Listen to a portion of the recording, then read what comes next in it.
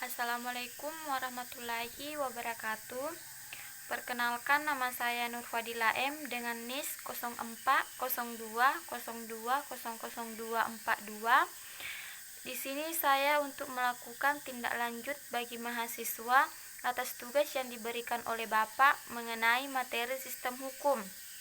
Yang pertama, apa yang kamu pahami tentang sistem dan sistem hukum? Jadi, sistem berasal dari bahasa Latin yaitu sistema dan bahasa Yunani yaitu sustema, adalah suatu kesatuan yang terdiri atas komponen-komponen atau elemen-elemen yang dihubungkan bersama untuk memudahkan aliran informasi, materi, atau energi untuk mencapai suatu tujuan. Adapun unsur-unsur sistem yaitu yang pertama, adanya elemen-elemen atau bagian-bagian.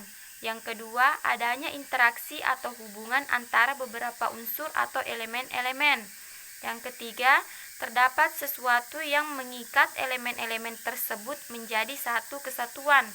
Yang keempat, berada dalam lingkungan yang utuh dan kompleks. Kemudian yang terakhir, terdapat tujuan bersama sebagai hasil akhir. Sedangkan sistem hukum adalah sebuah tatanan hukum yang terdiri dari beberapa subsistem hukum yang memiliki fungsi yang berbeda-beda dengan yang lainnya, di mana untuk mencapai tujuan yang sama. Sistem hukum merupakan seperangkat aturan yang tersusun secara teratur serta berasal dari berbagai pandangan, asas, teori para pakar. Kemudian adapun unsur-unsur sistem hukum yaitu yang pertama, hukum undang-undang. Hukum undang-undang yaitu hukum yang secara resmi yang dibuat oleh lembaga eksekutif dan legislatif, dan apabila telah dilembar negarakan atau diundangkan, maka seluruh masyarakat harus menaati aturan tersebut. Yang kedua, hukum kebiasaan, yaitu hukum yang lahir dan berkembang dari kebiasaan-kebiasaan masyarakat yang tujuannya untuk menciptakan kedamaian. Kemudian, hukum jurisprudensi, yaitu hukum yang dibentuk dari putusan hakim pengadilan. Kemudian, hukum traktat, yaitu hukum perjanjian antar negara atau disebut juga sebagai hukum internasional. Kemudian hukum ilmiah, yaitu hukum yang dikonsepsikan oleh para ilmuwan hukum. Kemudian pembidanan sistem hukum, ada yang dibilang ius constitutum, yaitu hukum yang berlaku sekarang, dan ius constituendum, yaitu hukum yang diharapkan akan berlaku di masa yang akan datang. Kemudian nomor yang kedua, sistem hukum apa yang digunakan di Indonesia? Jadi, sistem hukum di Indonesia menganut sistem hukum Eropa kontinental atau civil law. Hal ini dapat dilihat dari sejarah dan politik hukum, sumber hukum maupun sistem penegakan hukumnya, di mana sistem tersebut banyak berkembang di negara-negara Eropa seperti Belanda, Prancis, Italia, Jerman, kemudian di Amerika Latin, dan di Asia khususnya Indonesia pada masa penjajahan Belanda.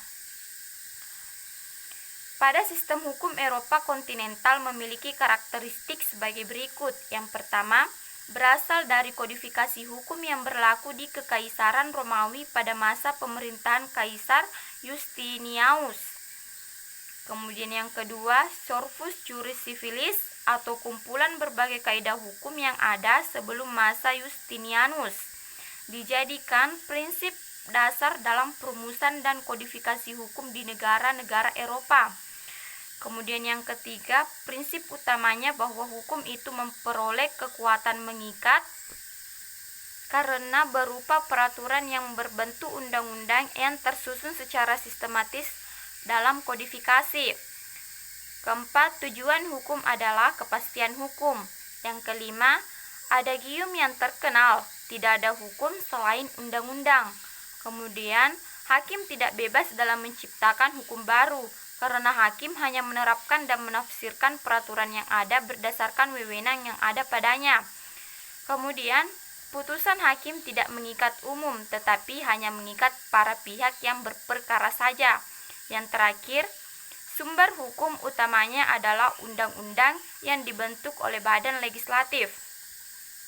Namun, dalam pembentukan peraturan perundang-undangan yang berlaku di Indonesia dipengaruhi oleh sistem hukum adat dan sistem hukum Islam, sehingga sistem ini juga digunakan dalam sistem hukum Indonesia. Dan ternyata Indonesia juga menganut sistem hukum Anglo-Sakson karena Indonesia menggunakan hukum jurisprudensi. Pertanyaan yang ketiga, pada menit berapa dibahas tentang sistem hukum Anglo-Sakson dan sistem hukum Eropa kontinental?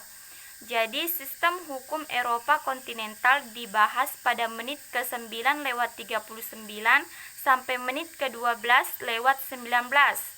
Kemudian sistem hukum Anglo-Sakson dibahas pada menit ke-12:21 sampai menit ke-13:51.